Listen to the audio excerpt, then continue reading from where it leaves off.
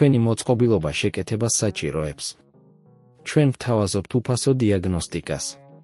ვიღებთ და გიბრუნებთ პირდაპირ კართანს ზარების და გადაადგილების გარეშე. შეკეთებამდე ვაგზავნით შეთავაზებას და ვაგრძელებთ მხოლოდ თქვენი თანხმობის შემდეგ. მარტივი, გამჭვირვალე და პროფესიული. ბმული აღწერაში.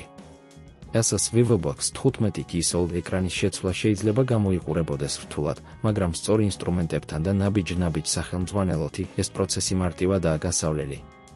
გავიაროთ აუცილებელი ნაბიჯები, რომ წარმატებით შევასრულოთ ეკრანის შეცვლა. 1. წარმოების მომზადება. პირველ რიგში დარწმუნდით, რომ საჭირო ინსტრუმენტები, პატარა მინისკრუპები, პლასტიკური ქუდი, მინიხრახნედი და ახალი OLED ეკრანი. 2. ლეპტოპის გათიშვა. აუცილებელია, რომ ლეპტოპი მთლიანად გათიშოთ და გამოოთ ნებისმიერი ელექტრონაწილები, მათ შორის კვების ადაპტერი. 3. ბატარეის მოხსნა. თუ ლეპტოპს აქვს მოხსნადი ბატარეა, ეს ეტაპი აუცილებელია. მოხსენით ბატარეა, რათა თავიდან ავიცილოთ ელექტროზიანის მიღება.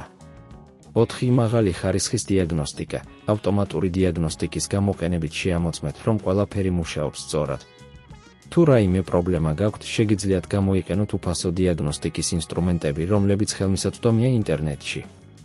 5. ეკრანის წვდომა. დაიწყეთ ეკრანის წვდომის პროცესი. ამისათვის უნდა მოხსნა უკანა კორპუსი. ამისათვის საჭირო იქნება მინისკრუპების მოხსნა, რომლებიც ეკრანის და კორპუსის დამაგრებას ახორციელებს. 6. ეკრანის მოხსნა. როდესაც უკანა კორპუსი მოიხსნა, ყურადღებით ამოიღეთ ძველი ეკრანი.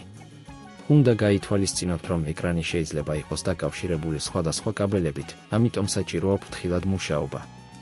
7. ახალი ეკრანის დამონტაჟება. ახალი OLED ეკრანის დამონტაჟების პროცესი მოითხოვს ყურადღებას. დააკავშირეთ კაბელები და დაამაგრეთ ეკრანი ადგილას. 8. ბატარეის და კორპუსის დაბრუნება.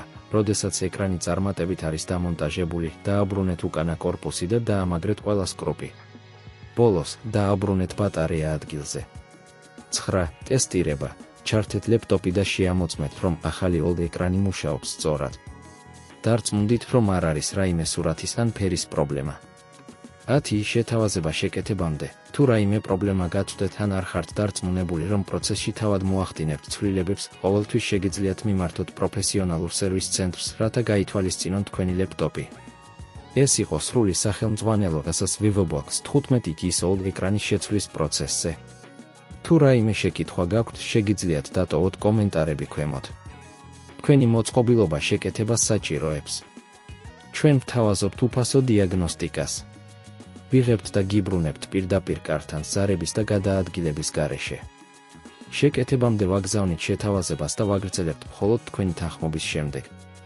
მარტივი, გამჭვირვალე და პროფესიული. ბმული აღწერაში.